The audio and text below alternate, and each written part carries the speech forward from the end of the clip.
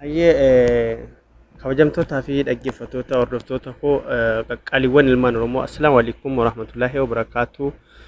Jira jirtu jireenya akkamii soommanni haalli jireenya akkam isin qabeera bira alhamdulillah baay'ee bareedduudha meesin bira akkam alhamdulillah anis jira kuno baga jiraattan isin baga naaf jiraattan jiraadha waggaa dhibba jiraadha ngau ayyega information guyyaa hadhaatti sigaa oduu haala guutuu alamaa kanarraa kanan isin biraan ga'u akkuma isin beektan kan guyyaa hadhaattis qabadhee dhufeetiin jira haga xumuraatti na hordofaa kan isin dhiyeessus biyya keenyarraa akkasuma biyyoota arabaarraa akkasuma guutuu alamaarraa haala kamiin jira dhukkubni kun lakkoofsi immoo namoota akka guutuu alamaatti namoota dhukkuba kana qabamanii jiran hagam ga'ee jira akkasuma kan du'anoo hagam kan fayyanis gaggabaabsee kan isin biraan ga'uta haga xumuraatti isin hordof obsaan akkasin hordoftanin isin affeera gamanumaan namoonni hamma dhaatti viidiyoon waraab waan hojjedhu irratti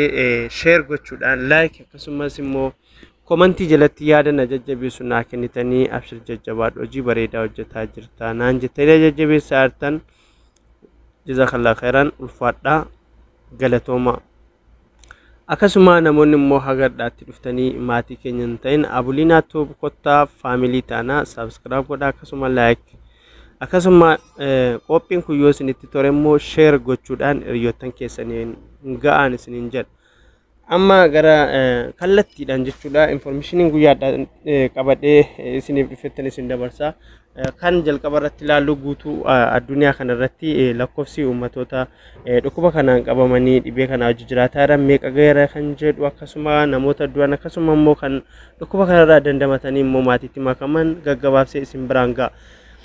Itti aansee tarree tokko haga 10 warra jiran akkasuma kan biyyoota arabaa akkasuma kan biyya keenya gaggabaabsee kan isin biraan ga'uta haga xumuraatti isin na hordofa. Egaa guutuu alamaa irratti haga har'aatti jechuudha dhukkubni kun nam miliyoona 4,698 fi 459 qaqqabee jira jechuudha. Namoonni guutuu alamaa kanarratti dhukkuba kana hojii jiraatan akkasuma namoonni balaa dhukkuba kanaatiin lubbuu dhaban nam kun 311,510 namoonni dhukkuba kanarraa fayyanii dandamatanii faamilii isaanii yookaan maatii isaaniitti makaman nam miliyoona 8,200,329 qaqqabanii jiru jechuudha. Kun akka waliigalaatti akkasuma sadarkaa tokko haga 10 warra qabatanii jiran keessaa Ameerikaan sadarkaa tokkoffaa irratti kan argamtu jechuudha. Guyyaadhaan nam 17,700 afur galmeessitee ooltee jirti akkasuma nama 876 guyyaadhaa du'an dhabdee oolteerti. Akka waliigalaatti biyya Ameerikaa keessatti haga hadhaatti namoonni dhukkuba kanaan lubbuu dhaban nam 89,383 qaqqabeera. Akkasuma namoonni dhukkuba kanaa wajjin Ameerikaa keessatti jiraataa jiran nam miliyoona 1,501,989 sadarkaa tokkoffaa irratti argamtu. Spain sadarkaa lammaffaa irratti kan argamtu guyyaa hadhaa jechuudha. Nama 2,138 dhukkuba kanaan galmeessitee yoo ooltu nam 104 guyyaadhaa du'aan boqatee oolee jira.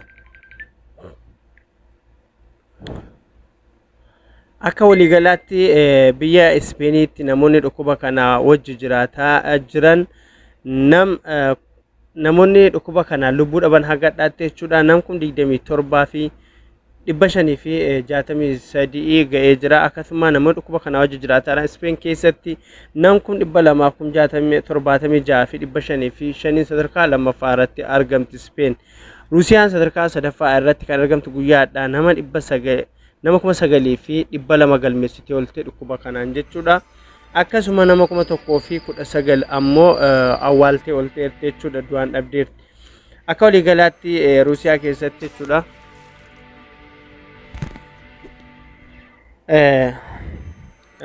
Kan Ruusiyaa jalqabaa isinii kaasaa.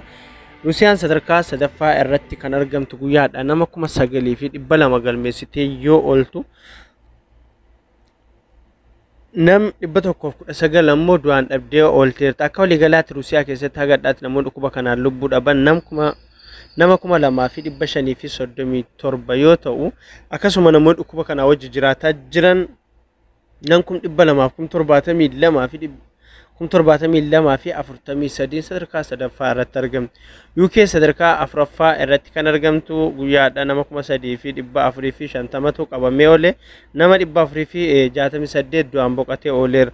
Akkasuma agaddaatti nama 34,466tu du'aan boqote. Akkasuma UK keessatti namoonni dhukkuba kana wajjin jiraataa jiran nam 240,161 Italiin guyyaadha nama 875 galmeessitee oolte. Akkasuma nama 553 du'aan dhabdee oolte. Akka waliigalaatti nama 31,763 du'aan dhabdeerti. Itaalii keessatti namoonni dhukkuba kana wajjin jiraatan akka waliigalaatti jechuudha nama 224,760 sadarkaa afuraffaa Itaalii sadarkaa shanaffaa irratti argamti. Brazil sadarkaa ja'affaa irratti kan argamtu jechuudha guyyaadha nama 4,654 galmeessitee oolte.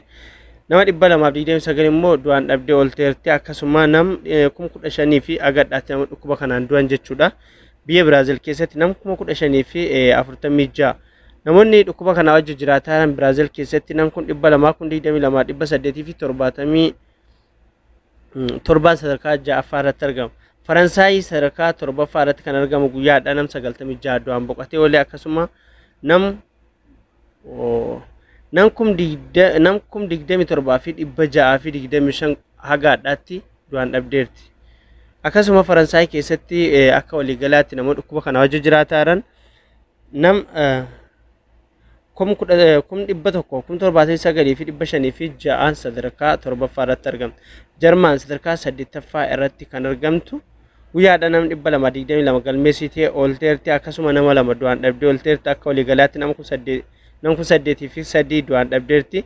Akkasuma Jarmaan keessatti hagaadhaatti namni dhukkuba kana wajjin jiraataa jiru nam 175,921 sadarkaa 8ffaa irratti argamte jechuudha. Turkiin sadarkaa 9ffaa irratti argamti guyyaadha nam 1,610 galmeessitee oolte. Akkasuma nam 41 guyyaadha du'aan dhabdee oolteerti. Akka waliigalaatti Turkii keessatti namoonni hagadhaatti du'aan boqotan dhukkuba kanaan jechuudha nama 4,096. Akkasuma Turkii keessa namoonni dhukkuba kanaa wajjin jiraataa jiran nam 148 fi 67 sadarkaa 9ffaa irra jirti. Iraan 10ffaa irratti kan argamtu jechuudha guyyaadha nama 4,864 galmeessitee oolte. Guyyaadha nama 118 awwaaltee oolte jirti. Akkasuma akka waliigalaatti nam 2,871 ga'ee jira biyya Iraanitti namoonni du'aan boqotan. Akkasuma namni dhukkuba kanaa wajjin jiraataa Iraan keessa nam 1,118,392 sadarkaa 10ffaa irratti argamtu.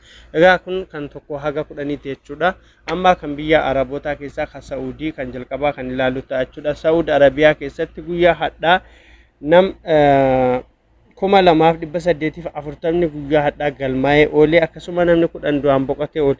Akka waliigalaatti nam 302 ga'eera kan du'e hagadhaatti. Namni akka waliigalaatti dhukkuba kana wajjin jiraataa biyya kana keessatti nam 52,016 qaqqabeera. Dubaay keessatti guyyaadha namni 4 du'aa yoo boqotu akka waliigalaatti nam 214 qaqqabeera kan du'e.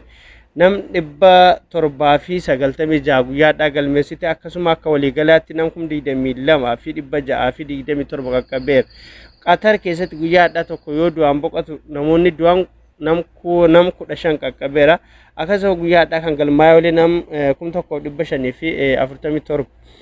Qatar keessa namoonni dhukkuba kana wajjin jiraataa jiran nam 30,972 qaqqabe.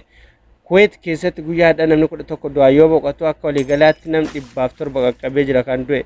Akkasuma guyyaadha nam 942 galmeessitee yoo ooltu waliigalli nam 13,802 qaqqabeera.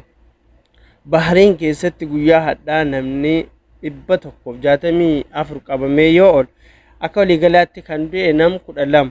Akkasuma Bahrain keessa namoonni dhukkuba kana wajjin jiraataa jiran nam 6,747 qaqqabe. Oman keessa guyyaa hadhaa nam tokko yoo du'u akka waliigalaa nam 21 qaqqabeera.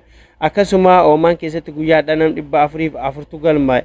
Oman keessatti namoonni dhukkuba kana wajjin jiraataa jiran nam 5,029 qaqqabanii jiran.